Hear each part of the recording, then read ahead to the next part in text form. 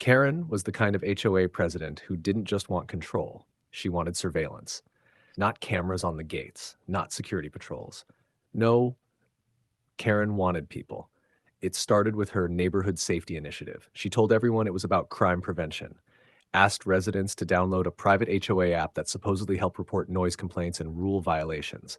What she didn't tell them, the app automatically recorded audio in the background. Every phone, every conversation, every argument, confession, insult, joke, secret.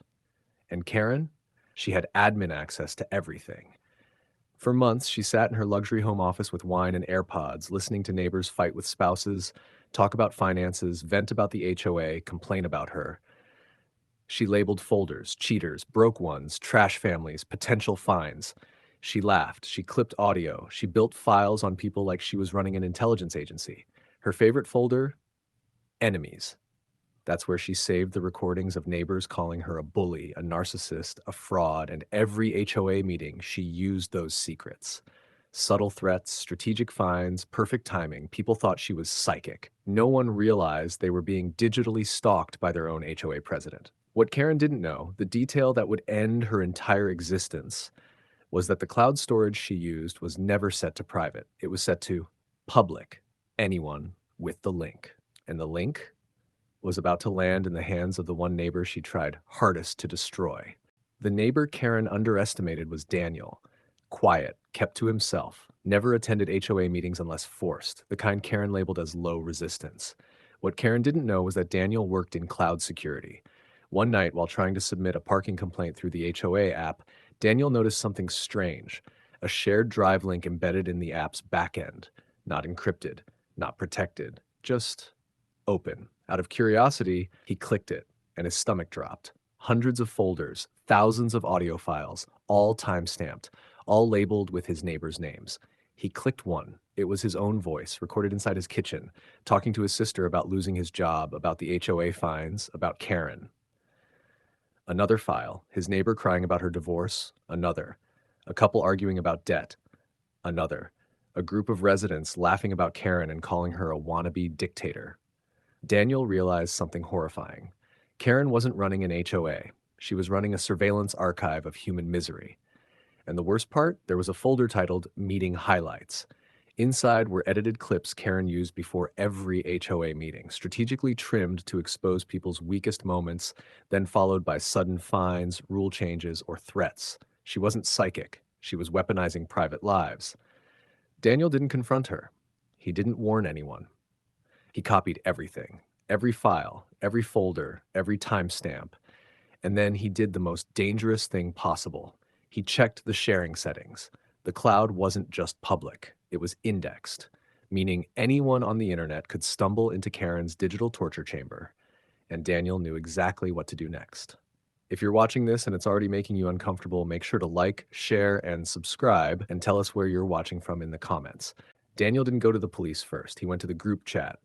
The same HOA group chat where Karen sent passive-aggressive reminders about lawn height and trash bins. He dropped one message, "Hey everyone, has anyone else seen this?" and pasted the link. At first, people thought it was spam. Then the messages stopped. One by one, neighbors opened the drive, and one by one, their worlds collapsed. A woman found a recording of herself crying in her car after a miscarriage. A man found audio of himself admitting to his therapist he was in debt. A teenage girl found a file labeled with her name recorded in her bedroom. Panic spread through the neighborhood like a virus. Phones started ringing, people started screaming, marriages started imploding in real time. And at the center of it all, Karen. Someone added her to the group call. She joined smiling. "Hi, everyone." What seems to be the problem? No one answered. Instead, Daniel shared his screen and played a file. Karen's voice filled the call, laughing, mocking a neighbor's depression, calling someone too poor to keep the house anyway, saying word for word, "These people are so stupid, they don't even know I'm recording them." Silence.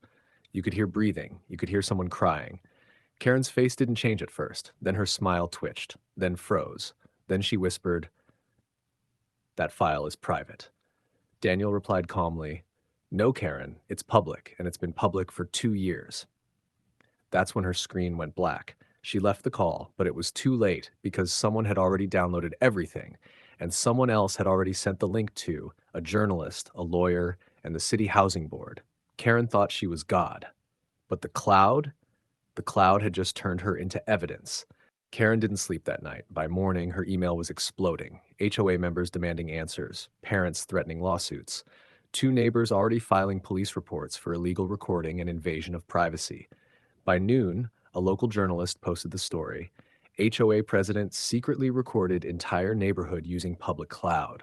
The article included screenshots, folder names, audio transcripts, and the worst one of all, Karen's own quote, "These people are so stupid. They don't even know I'm recording them." The city housing board suspended her that same day. Her lawyer dropped her 2 days later. Then the real humiliation started. Residents printed transcripts and taped them around the neighborhood, on the clubhouse door, on the mailboxes, on Karen's own front gate. People she fined for years now stood outside her house reading her words out loud, mocking her voice, repeating her insults, using her own recordings against her. The HOA voted unanimously to remove her, but they didn't stop there. They sued. Civil damages, emotional distress, illegal surveillance, data privacy violations. Karen lost the case in 6 months, lost her position, lost her reputation, lost her savings paying settlements. And the final twist, the same cloud drive she used to spy on others was ordered by the court to remain public as part of the evidence archive. Her digital empire of control became a permanent museum of her own downfall, forever searchable, forever humiliating, forever hers. Karen wanted to watch everyone. Now, the whole world gets to watch Karen. If this story shocked you, disturbed you, or made you think twice about what apps you trust, don't forget to like, share, and subscribe. And tell us where you're watching from in the comments, because this wasn't just a story, it was a warning.